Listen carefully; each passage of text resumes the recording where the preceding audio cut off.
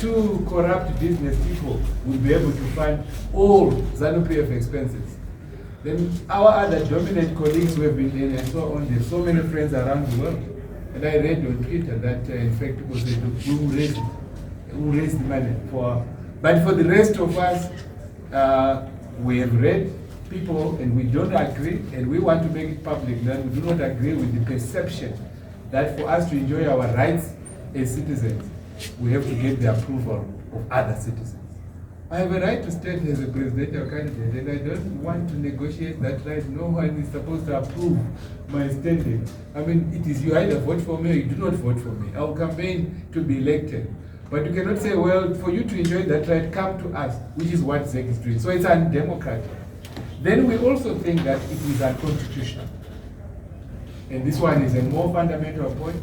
Our constitution says that you all, as media, have access to section 67 of the constitution. It is very clear about the rights that we enjoy, political participation rights. Those rights must not be restricted unreasonably by these requirements. So we believe that what ZEC has done goes outside the constitutional parameters. Then that is an argument that we believe some people may take it to the courts, but we don't want to go to the courts at this stage. ZEC must understand the sentiment that we're expressing.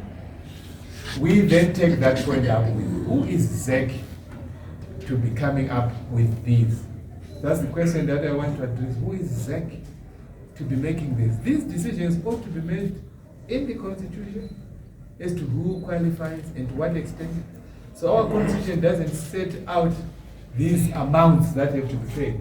It just talks about, certain requirements that you have to meet as a citizen, you are registered as a voter, you meet residential qualifications and so forth. Then when you go to the Electoral Act, it then provides for some nominal fees that ought to be. But what ZEC has done is quite substantial.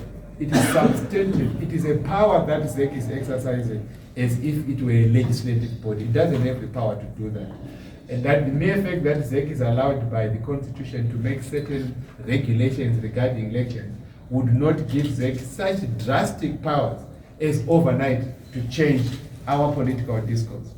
If you want to be with me on that point and follow it closely, if we allow ZEC to have that power, then there will be no need for us to have Parliament